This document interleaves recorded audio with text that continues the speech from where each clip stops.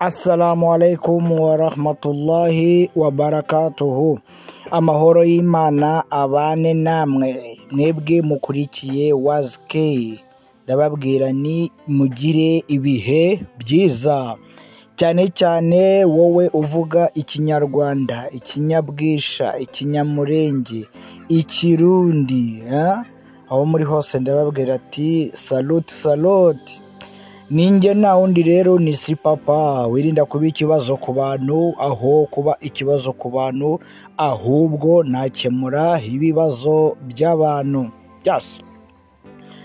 Uyu munsi rero uyu mushehe bita Pima w'Irubavu yakuriye inzira ku murima, yabwije ukuri kose Sheikh Ali Pepe w'Irubavu, bose n'aba ahantu hamwe. Yamubwiye ati Ali Pepe wigize iki? Ali Pepe wigize umuntu ushaka gukosora abantu gusa, wigize umuntu uzuhakana gusa, nta kintu na kimwe ushobora kwemeranya n'umuntu. Nukureba hano umuntu yatanye gusa ukaza ukosora, nta kintu na kimwe ujya wemera. Nanjye ubwanjye ngo ntunyemera, niwewe nangije uvuga yuko ngo nsome iduwa mu biriyo, nta kindi kintu nshoboye. Ndagira ngo rero nkubwire ko Ali Pepe ngo ndakuzi, Ali Pepe nzaho wize, ariko ngo nta kinyabupfura ngo ugira, ibyo uvuga byose na adabi birimo, ngo ntabwo ujya wubaha abakunyuze imbere, abo waciye imbere bose, ntabwo ujya wubaha abatumye uba uwuriwe. Ngo ikibabaje rero ngo ni uko uri kuvugira n'ahatari iwanyu. Yamuvuzeho amagambo menshi cyane, akajya avanga mu Ruswahili no mu Kinyarwanda. Reka twumve ubutumwa Sheikh Hassan Pima yageneye Sheikh Ali Pepe. Umusore, umwana mutoya wa hano Irubavu Majengo, kwa sababu yeye anaona anaweza kwa kufanya miaka minne 4 ama 5 katika nchi ya Saudia, kwa kusoma program akademiki, kujiona ya kuwa yeye anaweza kafanya nini, akamkosoa. Hiki ni kitu ambacho sijui kama mimi naweza nikakiongea bana. Hiki bana kitaka iko bassesse scientifique. Narudilia tena, shekhe wako Ahmad Kakaza Iyakaremye umemshambulia, ambaye yeye amekufundisha Ali na kukumbusha mwalimu wetu makini kijana wa mzee wetu Mwalimu Juma Kibata hakutufundisha mimi na wewe kwa lui. Mimi nimesoma na wewe, kisha baadaye tukateremka Nyakabungo kwenye tahfidh, masomo ya tahfidh, ambapo pale tulikuwa tukihifadhi Qur'ani na tunasoma zingine elimu za dini, ambazo aliyekuwa akitufundisha hapo ni huyo Ahmad Kakaza, kwa kuwazungumza watu, kwa kuwakosea watu adabu, kwa kujiona ya kuwa yeye ana ilmu kuliko watu wote, hakuna wa kumrekebesha. Katika hii nchi ya Rwanda hakuna mwenye kumweza, yeye ndiye mjuzi kuliko watu wote. Katika East Africa hakuna wajuzi, katika nchi za maziwa makuu hakuna mjuzi, hakuna mwenye kumweza. Yeye ndiye mjuzi ambaye iko juu ya watu wote. Kazi yake kuwakosoa watu, kuwakosea watu adabu, hajue mkubwa, hajue heshima za watu. Hii sio tabia ya mtu ambaye anajiita ya kuwa yeye ni dai. Sikia kuwa mtu kama huyu ndiyo reference ya Rwanda. Katika nchi ya Rwanda, kuona ya kuwa hakuna masheikh, huyu ndio reference. Kisha leo kuje kijana mdogo sana ambaye kijana mdogo sana hajawahi hata kuandika karatasi, hawezi kumshambulia kwa sababu la yaruddu al-kibar illa man kana mithluhum. Hawezi ukawaradi ama wakosoe watu wakubwa mpaka uwe mfano wao. Elewa, kwa sababu ya kiwango chako cha elimu ni kichache, elimu yako ni ndogo. Nyinyi ambao mnajiita kuwa nyinyi sisi ndio watu wa sunna, hapana, nyinyi sio watu wa sunna, nyinyi ni mawahabi. Tuambie sunna gani ambayo nyinyi mnaifuata? Nani na nani? Mimi nachunga majibu yako, uje unijibu ya kuwa waliosema ya kuwa kusomea ndani ya Qur'ani muswala uko naona hivi ya kuwa ni nini, ni makuruhu, yani ni makubaliano ya wanachuoni, kisha unitajie ni makubaliano ya nani na nani, ni wanachuoni nani na nani, ndo nasubiri. Ache nini? Chuki. Ache chuki, arekuru gwango ni shari. Umusore witwa Pima, umusore witwa Pima wirirwa mu madua no mu biriyo, hanyuma bavuga bakahamagara Pima agasoma idua. Sasa ndugu yangu, ko wavuze ngo uriya musore bita Pima, Pima ni jina la baba yangu, uriya musore bita Pima, uriya musore wita Pima wirirwa mu madua. Sasa ulitamani mimi nishinde munini mwa hizi fitna zako? Hizi fitna zako na ukosefu wa adabu kuwatukana watu ndo litamani mimi nishinde mwa hivi? Kwa kubera ko amakuru yose yo mu mugi uri kure, ariko amakuru yose kuno uri kuvuga ngo amakuru yose turayamenya. Sheikh, ujasusi mpaka vile Allah subhanahu wa ta'ala anasema wala tajassas wala yaghtab ba'dukum ba'da ayuhibbu ahadukum an ya'kula lahma akhihi maytan fakarihtumu wattaqullah inna Allaha tawwabur rahim. Ndugu yangu, ogopa Allah. Ari mvugo ngo mutume nago yabiko cyangwa se haramu uitusimbukira muri haramu. Umeshafikia urwego rwo guharamisha, ko uharamisha ni Mwenyezi Mungu. Uharamisha ninde? Ni Mwenyezi Mungu. Ni wowe uharamisha buri kintu cyose urakizi. Mutume nago yabikoze, oya, mutume nago yabikoze sio dalili, sio hoja, ni kukosa hoja. Aya na maboko matagatifu. Wazke.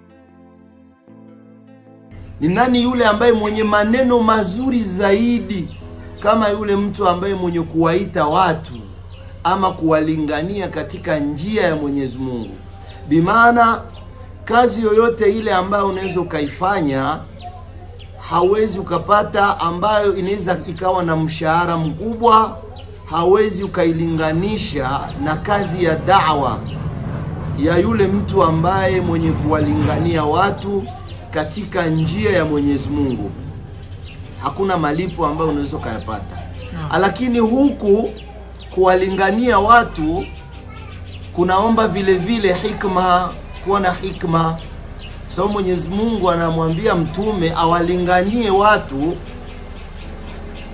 kwa hekima na mawaidha mazuri, bimaana maneno mazuri, yasiwe maneno ya kuwatusi watu, yasiwe maneno ya kuwakejeli watu, yasiwe maneno ya kuwadharau watu. Lakini huyu ndugu yetu huyu ambaye anaitwa kwa jina la Ali Pepe, na kwa nini mimi nimzungumze? Kwa sababu mimi katika hizo kejeli zake, katika hizo porojo zake ambazo anaziita ya kuwa yeye analingania dawa ya mtume, amenisema kwa jina. Sasa lazima na mimi nikuje nijitetee, na vile vile kwa kile ambacho Mwenyezi Mungu ametujalia kuweza kutuelimisha, japokuwa kitakuwa kidogo, japokuwa udogo wetu wa elimu tuweze kukifikisha kumfikishia vile vile na kuwafikishia na wengine na Waislamu wote kwa jumla ambao watakayetufuata. Ndugu yangu huyu katika maneno yake ambayo amezungumza maneno mengi ambayo hatuwezi kuyarudilia, kwa sababu tunaona maneno mengi ambayo alikuwa ndani yake ni kama vile porojo, kwa kuwazungumza watu, kwa kuwakosea watu adabu, kwa kujiona ya kuwa yeye ana ilmu kuliko watu wote, hakuna wa kumrekebesha. Katika hii nchi ya Rwanda hakuna mwenye kumweza, yeye ndiye mjuzi kuliko watu wote. Katika East Africa hakuna wajuzi, katika nchi za maziwa makuu hakuna mjuzi, hakuna mwenye kumweza. Yeye ndiye mjuzi ambaye iko top, iko juu ya watu wote. Kazi yake kuwakosoa watu, kuwakosea watu adabu, hajue mkubwa, hajue heshima za watu. Hii sio tabia ya mtu ambaye anajiita ya kuwa yeye ni dai. Kwanza mimi nasikia kuna miongoni ya watu wanasema ya kuwa yeye ndio reference ya Rwanda, kitu ambacho kinanistaajabisha sana kwa kusikia kuwa mtu kama huyu ndiyo reference ya Rwanda. Katika nchi ya Rwanda kuona ya kuwa hakuna masheikh, huyu ndio reference. Subhanallah, subhanallah, subhanallah. Kwa sababu na kawaida huyu jamaa anasifiwa na watu wa chini, ambao wasiojitambua, watu ambao kiwango chao cha elimu kiko chini. Sasa mtu ambaye anajiita mjuzi, usikubali wewe usifiwe na watu wa chini ambao hawana elimu. Wewe tafuta wale ambao wenye kuwa na elimu ndio wakusifu. Na kitu kingine, uwe na adabu, kwa sababu laisa aljamalu bi athwabi tuzayyinuna, innal jamala jamalul ilmi wal adabi. Uzuri wa mtu sio yale mavazi ambayo tuwajipamba nayo. Kama vile unaweza kuvaa vizuri, unapendeza, unanawiri, ukifika fasi mashallah unavaa vizuri. Sio uzuri wa mtu. Isipokuwa uzuri wa mtu ni uzuri wa elimu na adabu. Bimaana elimu ambayo haina adabu sio elimu. Lazima hiyo elimu iendane na nini? Na vitendo. Na vitendo bimaana akhlaq, tabia. Kwa sababu malengo makubwa ya da'wa ya mtume, kitu ambacho mtume wetu Muhammad sallallahu alaihi wasallam alikuja kutufundisha ni kutengeneza tabia, ama ubora wa tabia. Kwa sababu leo unaweza ukawa Muislamu mzuri, umesoma mashaallah, lakini tabia zako sio nzuri. Na ndio maana mimi siwezi nikakuita shekhe, kwa sababu sifa za ushekhe huna. Ashuyukhu thalatha. Ukisikia mtu anaitwa shekhe, hii ni titre ya heshima. Ni kama vile heshima ambayo watu wanakupatia. Ashuyukhu thalatha, bimaana mashekhe wako aina tatu. Ama mashekhe, ama hiyo heshima ya mtu kumuita shekhe iko aina tatu. Kuna ashaykhu shayyahahum almalu wal amal. Kuna wale watu ambao wanaitwa mashekhe kutokana na mali yao na vitendo vyao, ama evre zao, ibikorwa byao. Umuntu afite umutungo we akawukoresha mu nzira y'Imana, alhamdulillah. Sasa kutokana na yale matendo yake mazuri, evre yake, watu wanafanya nini? wanamheshimu shekhe na yeye sio nini, sio shekhe. Wa shaykhu shayakhahumul umr, na kuna wengine ambao wanaitwa mashekhe kutokana na umri wao, bimaana ni mtu ambaye mwenye umri makamu, ambaye ni mzee. Sasa inafikiria wakati kutokana na uzee wake watu wanamheshimu, wanamuita kuwa yeye ni nani, ni shekhe, au wanamuita yeye ni sage, ni nyangamugayo, n'umusaza, w'imico myiza, w'imfura, w'unguwo. nawe ashobora kwitwa shehe. Ashobora kwitwa shehe, ariko nyamara mu by'ukuri atabifitiye ubumenyi, ariko kubera ko ari sage, ari nyangamugayo. Wa shaykhu shayakhahumul ilm, na kuna wengine ambao wanaitwa mashekhe kutokana na nini, na ilmu yao, kutokana na ujuzi wao. Walaula al-ilm ma sa'idat ar-rijal wala urifa al-halal wala al-haram, lau haingelikuwa elimu watu hawangelitukuka, wala hatungelijua haramu ni ipi na halali ni ipi. Sasa kuna wengine ambao mtu anaweza akawa ni mdogo wa miaka, umri wake ni mdogo, kama vile ndugu yetu hapa Ali Pepe ambaye umri wake ni mdogo, lakini watu wanamheshimu, wanamuita nini, wanamuita shekhe, kutokana na nini, na ujuzi wake ambao Mwenyezi Mungu amefanya nini, amemjalia. Lakini kitu ambacho sisi tunaweza tukamwambia, kama Mwenyezi Mungu amekuruzuku ujuzi, usifikiria ya kuwa wewe ndo wa mwanzo, ama usifikiria kuwa wewe ndo uko juu ya watu wote, unawazidi. Hapana, wa fawqa kulli dhi ilmin alim. Mwenyezi Mungu anasema na juu ya mjuzi kuna mjuzi, juu ya mjuzi kuna mjuzi. Na elimu kama vile ulivyosema, ubumenyi bumezenyi nyanja. Ndio mshairi akasema, kwa sababu mtume wetu Muhammad sallallahu alaihi wasallam anasema, wa inna minash-shi'ri la hikma, na miongoni ya mashairi ibisigo alimu bujengi, muko nini, muna hikma. Haya ni maneno ya mtume. Ukiulizwa kwa kile kitu ambacho hukijui ama huna nacho elimu, usiwe mwenye kurupukwa, usiwe haraka na mwenye kurupukwa kujibu. Kwa sababu gani? Al-ilmu bahar, elimu ni bahari, ubumenyi ni nyanja. La nafada limai, nushobora kunwa amazi nyanja yose werangiza.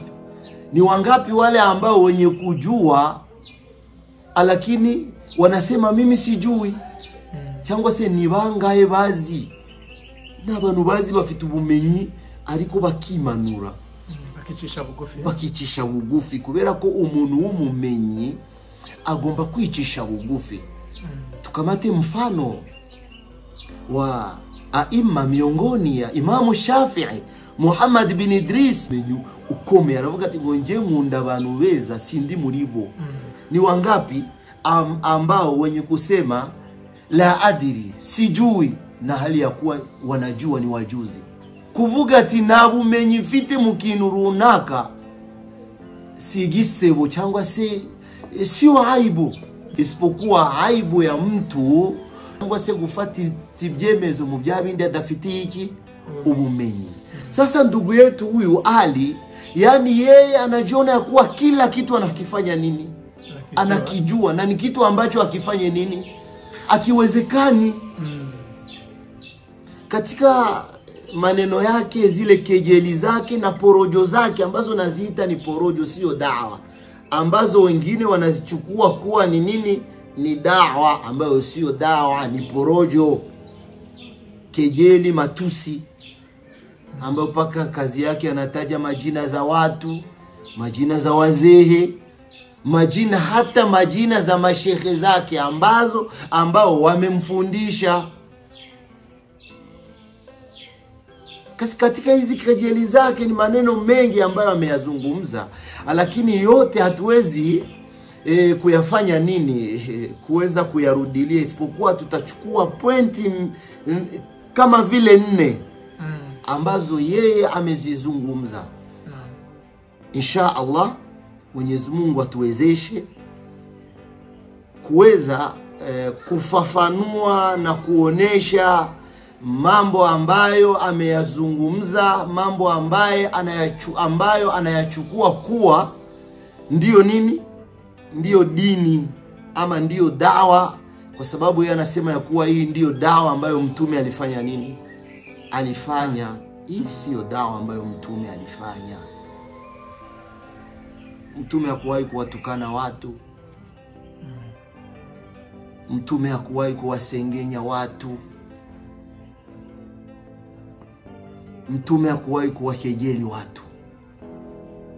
Paka kiajabu katika hizi pointi ambazo mimi ndazizungumza, pointi ya kwanza ni pointi ambayo subhanallah, ambayo amemzungumza mwanachuoni mkubwa ambaye anatambulika katika ulimwengu nzima.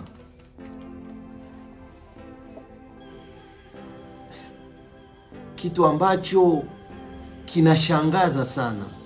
Kijana mdogo ambaye yeye kijana wa hapa Gisenyi, Rubavu, Majengo, anajipermetre kuingia kwenye social media, kwenye mitandao ya kijamii na kumshambulia mwanachuoni mkubwa, shekhe mkubwa ambaye ulimwengu mzima unatambua kazi ambayo aliyoifanya. Leo anachukua mitandao ya kijamii na kuifanya kazi yake kama ni bure, na si mwingine ni Sheikh Yusuf Qaradawi, mwanachuoni mkubwa ambaye historia yake ni ndefu na mambo ambayo aliyoyafanya ndani ya Uislamu. Huyu ni mwanachuoni ambaye amezaliwa katika nchi ya Misri kunako mwaka wa 1926. Amezaliwa katika nchi ya Misri mnamo mwaka, amezaliwa mu 1926 na akafa le 26 septembre 2022. Amefia Qatar, ambaye yeye amekufa alikuwa le président de l'Union internationale des savants musulmans. Le président de l'Union internationale des savants musulmans wa hizi karne muri kigiye turimo, iki kinyejana turimo, alikuwa president. Les savants musulmans wa hizi karne, yeye alikuwa akifanya nini? Anaongoza. Mpaka yeye alikuwa president wa fatwa continent d'Europe. Mu continent ya Europe, yeye alikuwa ni president wa fatwa.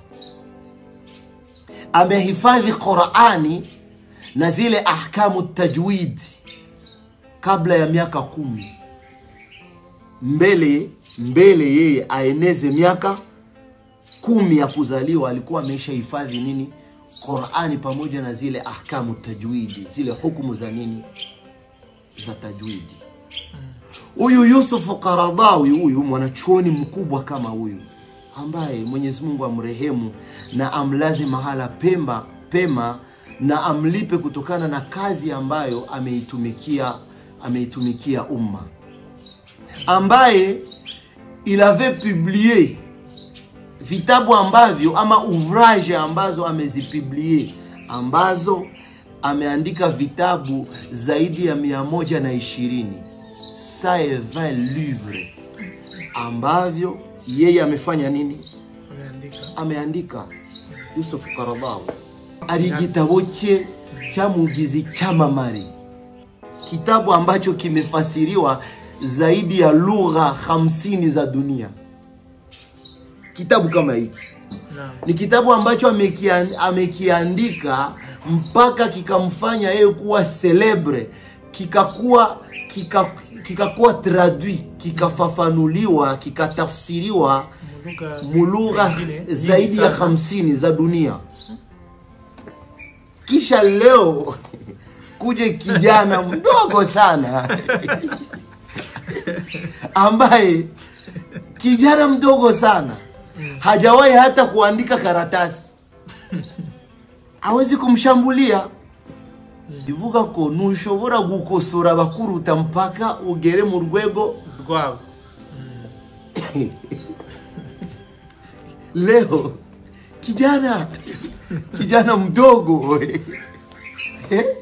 jazba zikampanda mpaka akaona ya kuwa yeye anaweza mpaka amshambulie mwanachuoni mkubwa kama huyu Yusuf Qaradawi, na kumshambulia na kejeli na kumtukana, ambaye yeye anajiita kwa yeye ni dai mkubwa, umuvuga butumwa, Sheikh ukomeye, umumenyi ukomeye, niyo reference y'u Rwanda muri iki gihugu. Araba sheikh bakomeye, arabasaza bamwigishije, bamugize ute, bamwigishije bakome, batuje, wanatulia, hawana maneno mengi, hawana nini, maneno mengi, bachechetse. Lakini yeye anajipatia ile sufle na nguvu ya kuweza kuingia kwenye social media aweze kumkosoa Sheikh Yusuf Qaradawi ad-Doktor, mtu ambaye ukisoma historia yake ni ndefu ya maisha yake. Amepata doktora yake vers des années 70, tena sio iko na doktora katika fakulte ya hadithi huyu. Ndio. Amesoma fani nyingi sana. Fani za lugha, il était poète, alikuwa ni mtunga mashairi. So ujue lugha yake ya Kiarabu ni lugha gani? Mtu akifikia anaingia munani mu domaine ya poezi, ni mtu ambaye poetry ni mtu ambaye sio mtu wa kawaida. Sio kama mimi na wewe ambao sisi ni kutafutisha hiki Kiarabu chetu cha sabah al-khairi cha chini, hapana. Paka huyu mtu yeye katika elimu ya sheria vile paka katika the grandes universités za kudunia kuko zimwe alikuwa mwalimu, alikuwa lecteur, alikuwa unaona after mateka menshi umumenyi nguyu none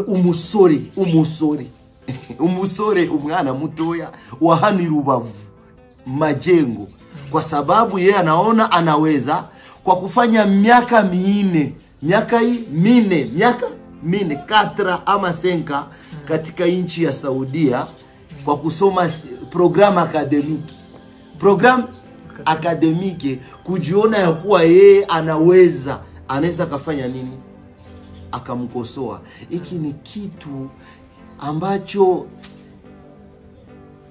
sijui kama mimi naweza nikakiongea bana. Hiki bana kitaka iko bassesse scientifique,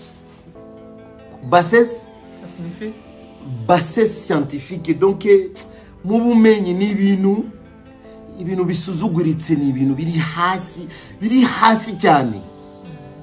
Kubona umuntu ni wari wandika n'igipapuro ushaka kwigereranya n'abantu banditse ibitabo bakurusha, unataka kuwatake.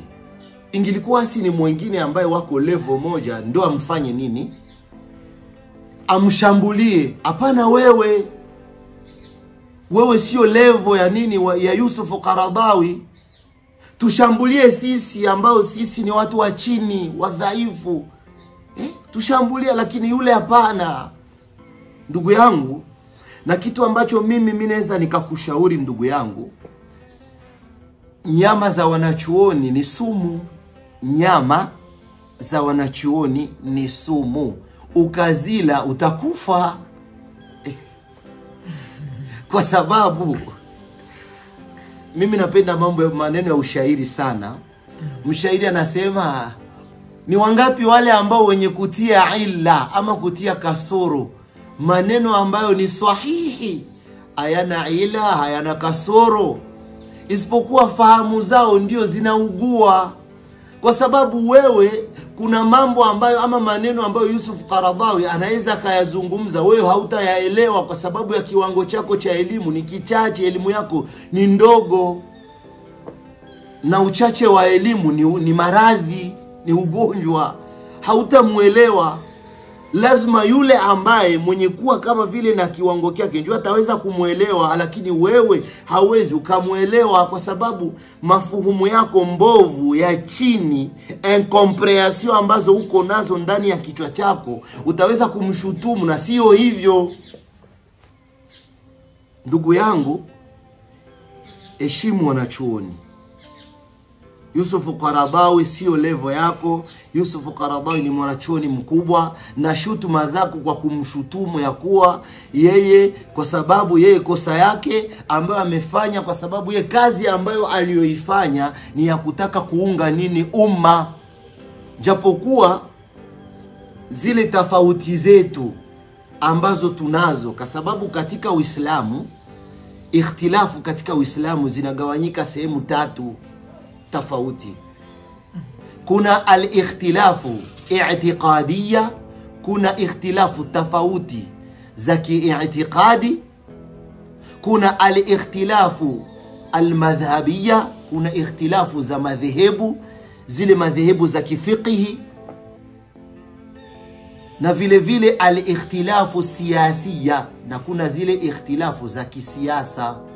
Sasa yeye Yusuf Qaradawi, kwa sababu sisi japokuwa ikhtilafati zetu, tofauti zetu, yeye alitaka umma uwe kitu kimoja, kwa sababu sisi wote ni Waislamu, tunashahidilia kuwa Mwenyezi Mungu ni mmoja na Muhammad ni mtume wa nani? Mwenyezi Mungu.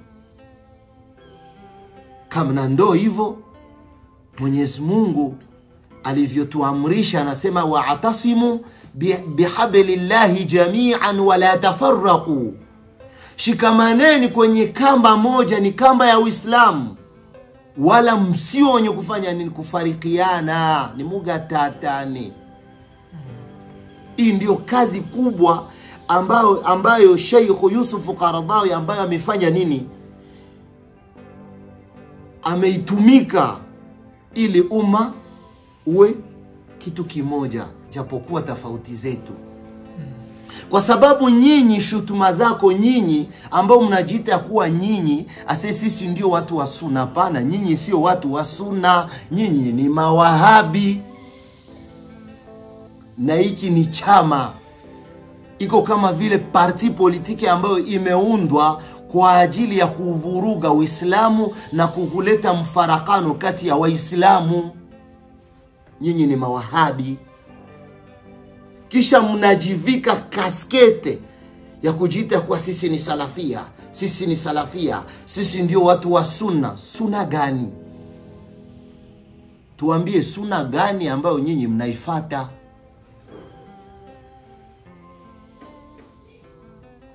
Nafasi yote ambapo hii da'wa yenu iko, pana vurugu, mifarakano kati ya Waislamu. Waislamu hawako kitu kimoja, wakufikiria kuwa mnaendaka kusoma matusi. Na insha Allah Mwenyezi Mungu akituazima umri na wakati, tutakuja hapa tuzungumze uwahabi, le wahabisme imeanza wakati gani, mwanzilishi ni nani, na objective ilikuwa nini. Tutaizungumza insha Allah kwa urefu, Mwenyezi Mungu akituwezesha. Hili ni jambo la kwanza, ni pointi ya kwanza. Ama pointi ya pili ni pointi ambayo umemshambulia shekhe wako, narudilia tena, shekhe wako Ahmad Kakaza ya Karimi. Umemshambulia ambaye yeye amekufundisha Ali, na kukumbusha mwalimu wetu makini kijana wa mzee wetu Mwalimu Juma Kibata hakutufundisha mimi na wewe kwa lui. Mimi nimesoma na wewe, kisha baadaye tukateremka Nyakabungo. kwenye tahfidh, masomo ya tahfidh, ambapo pale tulikuwa tukihifadhi Qur'ani na tunasoma zingine elimu za dini, ambazo aliyekuwa akitufundisha hapo ni huyo Ahmad Kakaza, ambaye si mimi niko reconnaissant ya kuwa amenifundisha. Na wewe tulikuwa pamoja, mimi na wewe na kina Sheikh Daudi na wakina Hamza na wakina Amduni na wengineo, ametufundisha. Lakini wewe kwa sababu hauna ile reconnaissance na kuwa na adabu na walimu, kwa sababu Saidina Ali anasema atakaye kufunza herufi moja uko esklave wake, uko mtumwa. Akitaka yeye anaweza akakuuza, na akitaka na kuacha huru. Inaonesha thamani, Saidina Ali anaonesha thamani ya walimu, japokuwa anaweza akakosea kama vile mwalimu. Sumustirie aibu. Kwa nini wewe umkejeli? Kwa nini wewe umtangaze? Yule mwenye kukufunza kwa yale ambayo unahitaji katika dini, fahuwa abuka fi dini, yeye ni baba yako katika dini. Kwa nini usimuheshimu? Kwa sababu ya mambo madogo. Mambo madogo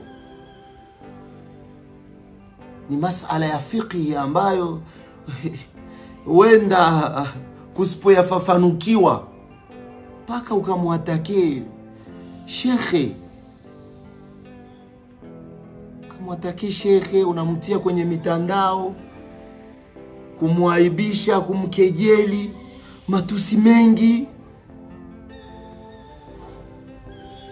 ambacho sio kitu cha yule ambaye mwenye kujiita ya kuwa yeye numuvuga butumwa.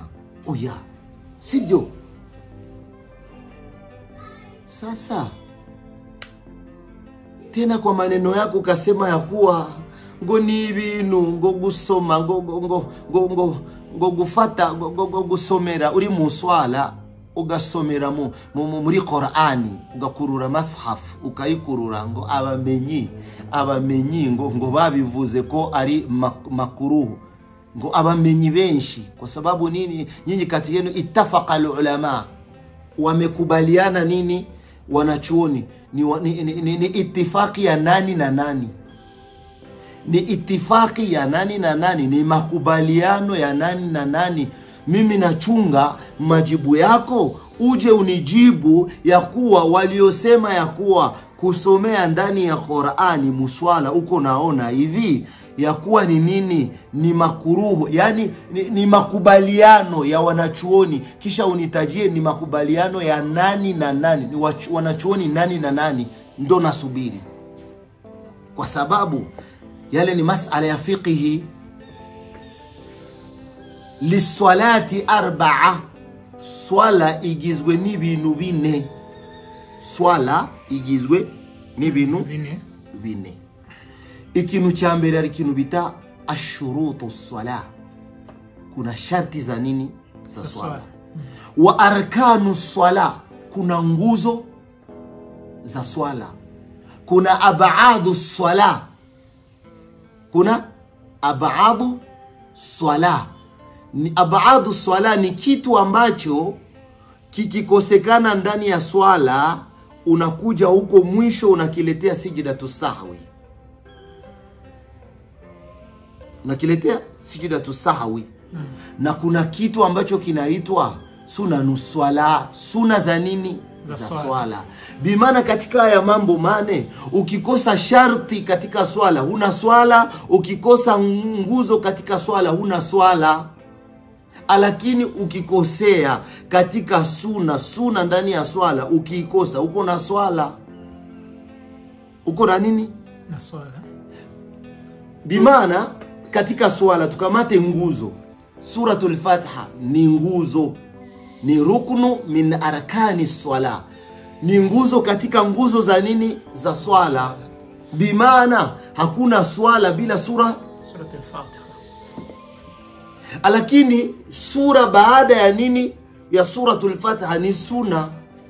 katika swala ni nini? Ni sunna. Ni sunna. Na sunna katika sheria anapata thawabu mwenye kufanya, haandikiwe dhambi mwenye kuacha. Sulisema ni makruhu. Mimi nataka ile ittifaq, ile makubaliano ya wanachuoni wengi ambao walisema ya kuwa kusoma na uko naona kwa ukurura ni nini? Ni makruhu. Na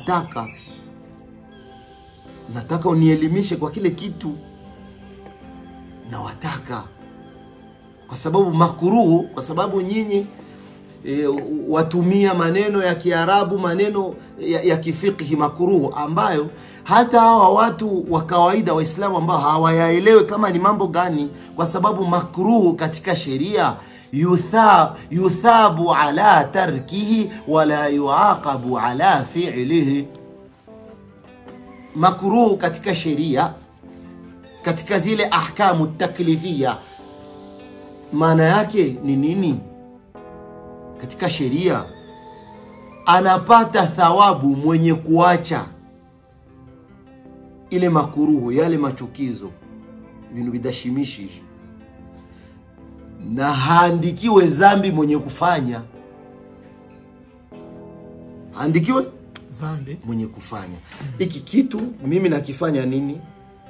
Nakisubiri. Naam. Hiyo ilikuwa ni nini? Ni pointi ya nini? Ya pili. Pointi ya pili.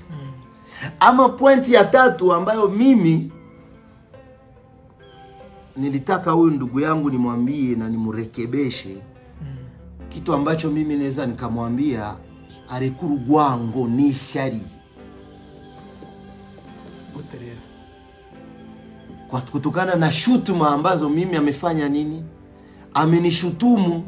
Sijui kama alitaka kumaanisha nini. Ya kuwa umusore witwa Pima. Umusore witwa Pima wirirwa mu madua no mubiriyo, hanyuma bavuga bakahamagara Pima agasoma idua. Ndiyo kosa langu. Wa ainu ridha an kulli aibin qalilati. Aseme na huyu mwenye hekima, huyu maneno ya hekima haya anasema, na kila siku jicho la chuki kwenye aibu, kwenye kasoro linakuwa ni lenye kufanya nini? Ama na jicho la mapenzi, na jicho la mapenzi kwenye aibu linakuwa ni lenye kufanya nini? Kufunika. Linakuwa lenye kufunika nini? Aibu. Jicho la mapenzi linakuwa ni lenye kustiri na kufunika nini? Aibu. Lakini jicho la chuki tubdiul masawiya. Jicho la chuki kawaida yake inafataka nafasi ambapo mtu ametereza, ama inafataka aibu. Na kwenye hakuna aibu inaitafutaka, inaikree. Ndio sifa ambayo huyu jamaa yetu iko nayo.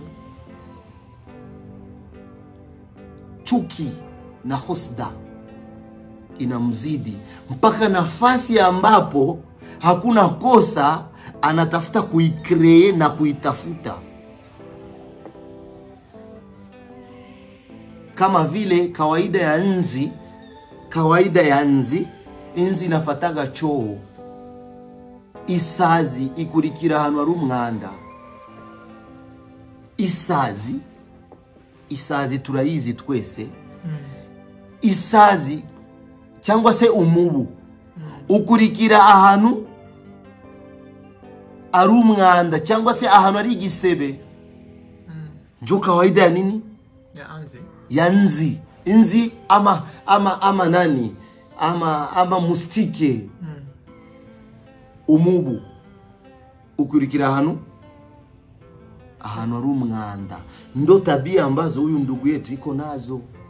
Chuki nafanya nini? Inamsumbua. Sasa ndugu yangu, ko wavuze ngo uriya musore bita Pima. Pima ni jina la baba yangu. Uriya musore bita uriya musore witapima wirirwa mu madua. Sasa ulitamani mimi nishinde munini mwa hizi fitna zako? Hizi fitna zako na ukosefu wa adabu kuwatukana watu ndo ulitamani mimi nishinde mwa hivi? Mimi niache kufanya ibada kwa sababu dua ni ibada? Shakaga ko nirirwa muki, ulitaka mimi nishinde munini?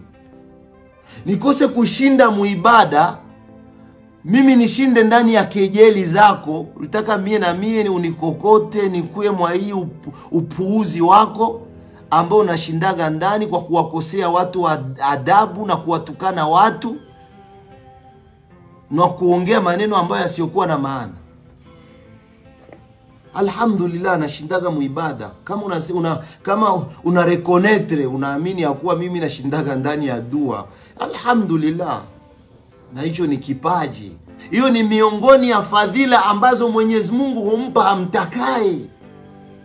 Dhalika fadlullahi yutihi man yasha. Mimi nashindaga muibada, sishindake ndani ya upuuzi. Ad-du'a huwa al-ibada. Ni kitu ambacho Mwenyezi Mungu ametuamrisha. Mwenyezi Mungu anasema waqani nitawajibu. Sasa Mwenyezi Mungu anatuamrisha tumuombe. Wewe unatafuta kutukataza dua.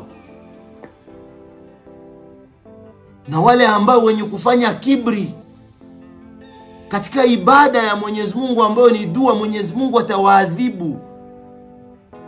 Wewe unatafuta kunikataza dua kweli? Hasha wa kalla, haiwezekani. Japokuwa utasema mimi sitaacha. Unataka mimi niache dua, nishinde na sengenya watu kubera ko amakuru yose yo mu mugi uri kuri, ariko amakuru yose kuno uri kuvuga ngo amakuru yose turayamenya? Sheikh, ujasusi mpaka vile? Ogopa Allah, wacha kuwasengenya watu.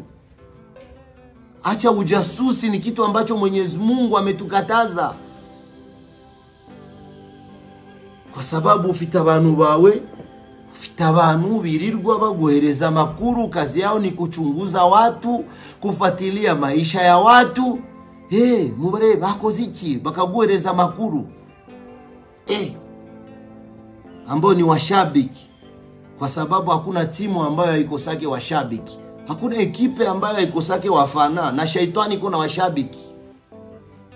Acha hizi tabia, sio tabia nzuri. Ulimi wa mtu ni mfano wake, na nusu yenye kubaki iko ndani ya roho yake. Bimana kupitia ulimi, mwenye busara na mwenye akili atatambua kile ambacho unaweka ndani ya roho yako. Ulitafuta kumaanisha nini? Wewe kuwa wazi, kwa sababu mambo ya hitma wewe huyakubali. Nyinyi mawahabi hamuyakubali. Kama nyinyi hamuyakubali, sisi tunayakubali. Umesomea wapi wewe? Uko nazungumza mambo ya usulul fiqh. Icho inumwa imani itegeka wora gitegeka ngandi. Nicho inumwa imana itigezibuza wora urakibuza ngandi. Urakibuza ngande? Kuvuga ati ikintu nimbuvuga ikintu nago ni gihari cyangwa se wowe ucyanga, si ukuvuga ko kidahari, kirahari. Ahubwo wewe nacyuzi, si ukuvuga ko ibyo utazi byose ko bitabaho. Oya, ahubwo nabyuzi. Buri kintu cyose urakizi. Umahatu sita, ibitabo bya hadithi, kuko uvuga ngo wize hadithi. Bile bitabo bya hadithi wiga. Mtume ni wabyanditse? Mtume niwe wabyanditse? Ibyo bitabo ndakubaza kandi unsubize. Ibi bitabo inumwa ibi bitabo wiga wizemo cyangwa se wiga bya inumwa y'Imana niyo yabyanditse? Na najua nafasi ambapo uko nataka ufike ni hitma uri kurwanya, kubera ko hitma urayirwanya kandi uyirwanya na umenye ufite muri cyo kintu. Unaweza ukalaumu jua, uyu munsi ko mbona jua ikuwaka leo? Mbona leo jua ikuwaka? Mimi naona mwangaza wa jua leo haikuwaka. Kumbe hapana, jua imewaka. Jua iko kali, isipokuwa macho yako ndo yameingia ndani yake vumbi, hauoni. Na unaweza ukalaumu maji ya kuwa maji ni machungu. Kumbi maji sio machungu, isipokuwa kinywa chako ndo kichungu. Kinywa chako ndo kichungu, urarwaye malaria.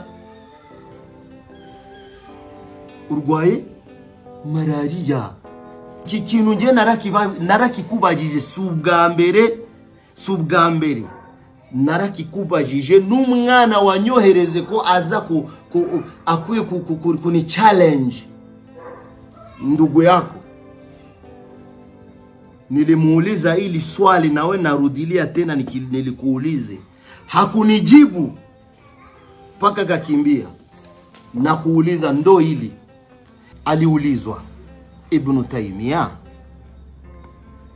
kuhusiana na kumsomea maiti Qur'ani, ya kuwa thawabu za kile kisomo zinamfika pamoja na tasbihi na tahmidi na tahlili na takbiri, ikiwa hivi vyote vitasomwa vikafanywa kisha vikapelekwa thawabu kwa maiti ambaye aliyofariki, thawabu zitamfika ama hapana? Faajaba, sikia majibu yake. Hivi vyote kumsomea maiti Qur'ani, takbir, tahlil, tahmid na mengineyo katika kheri ama katika dhikri ambazo unaweza ukazifanya, zinamfikia nani? Maiti. Ambacho hiki kitendo nyinyi wewe kila siku unapiga kelele kwenye mitandao ya kuwa ni bid'a. Sasa nakuuliza swali, sasa wewe ambaye unayoyapinga na Ibn Taymiyyah, nani mjuzi? Wewe mtoto wa leo, wewe na Ibn Taymiyyah nani? Wewe na Ibn Taymiyyah nani mjuzi? Wewe na Ibn Taymiyyah tumfate nani? Kwa sababu unasema ya kuwa wewe uri kurwanya bid'a, uri gushaka ngo abantu baje kuri sunna. Hizo ni swali zangu. Kisha naongeza tena hapa na kuchunga kwa hamu na ghamu unijibu. Kisha kitu cha pili, kwa kuonesha tu ubora wa hitma, mimi ndagusa maneno ya wanachuoni. Elimu ni bahari ndugu yangu. Elimu ni bahari. Usifikiria kuwa miaka 4 ndio utamaliza hii elimu ya dunia yote. Hapana, kuna vingi, ungali na muda, safari ni ndefu. Elimu ni tangu utoto mpaka kufa. Abamenyi bose tuzi bakomeye kwisi, hakuna mwenye ameshafanya nini amesema amefika, isipokuwa kazi yao ilikuwa nugukomeza gushakishiki ubumenyi na guburangira. Mambo mawili hawezi ukayashiba. Ama watu wa aina mbili hawawezi wakashiba. Yule mtu mwenye kuitafuta elimu na mwenye kutafuta mali, umuntu ibintu bibiri na gushobora kubihaga ngo unyurwe. Umuntu wambe n'umuntu ushakisha ubumenyi, n'umuntu ushakisha amafaranga. Ushasikia tajiri gani mwenye anakuambia yaranyuzwe? Bahora bagira ute? Mimi na ba Elon Musk bangari mu bahora bashakisha amafaranga. N'ubumenyi nuko nguko. Ubumenyi nago burangira. Sasa nushaka kwigira igitangaza ngo njewe nagezeyo, mimi watu wote wabagize injiji, watu wote ni wajinga, abantu batazi ibintu bya elimu iki. Elimu gani nyoko nayo? Njiri gitabo wanditse Sheikh Ali kwanza sijui kama niko nakuye huko hauwe sio shekhe. Uko shekhe gani we? Njiri gitabo wanditse kugira ngo wiyite ngo ngende umumenyi wigire. Njiri gitabo wanditse abamenyi bandika ibitabo. Unapikelele tapaje, unasumbua watu maneno mengi. Shuka ndugu yangu, teremka. Sisi tunafata ala mafuhumi salafu ala mafuhumu. Kuko salafi kumzidi Imam Shafi. Huyu ndugu huyu ambaye yeye ndio Ali Pepe. Kitu ambacho sisi tunaweza tukamfahamisha ni nini? Nyinyi kawaida yenu munafanyaga kitu ambacho wanaitwa busomi ibintu ugashaka kubisomera ejuru kubifatira ejuru ariko nubyinjirirehe mu mizi. Nushaka kwinjira mu kintu kinjiremo neza. Inaonekana ya kuwa hii dini unaijua hata kuzidia mtume. Hii dini unaijua kuzidia hata mtume. Sheikh, ogopa Mungu. Wahyi baada Muhammad. Je, unaanza kupata wahyi baada ya mtume Muhammad? Mtume Muhammad anaamrisha jambo, wewe unakuja kusema ya kuwa halijuzu, halifai. Ndio kitu ambacho nilitafuta kumfahamisha ndugu yangu Ali Pepe na Waislamu wote na wale wote ambao watakaye jaliwa kuweza kutufata kwa haya ambayo machache ambayo tumeweza kufanya nini kuwafikishia. Tunamuomba Mwenyezi Mungu basi atulipe kwa haya. Ikiwa tumekosea basi na vile vile Mwenyezi Mungu atufanye nini, atusamee, kwa sababu hakuna mwanadamu ambaye yeye ni mkamilifu. Sisi wote ni wenye kukosea, sisi wote ni wenye kuwa na aibu. Wa hadha, assalamu alaikum wa rahmatullahi wa barakatuh. Aya ni amaboko matagatifu ya WAZK. Ninge na undi si papa utegura iki kiganiro kugira ngo kibagereho.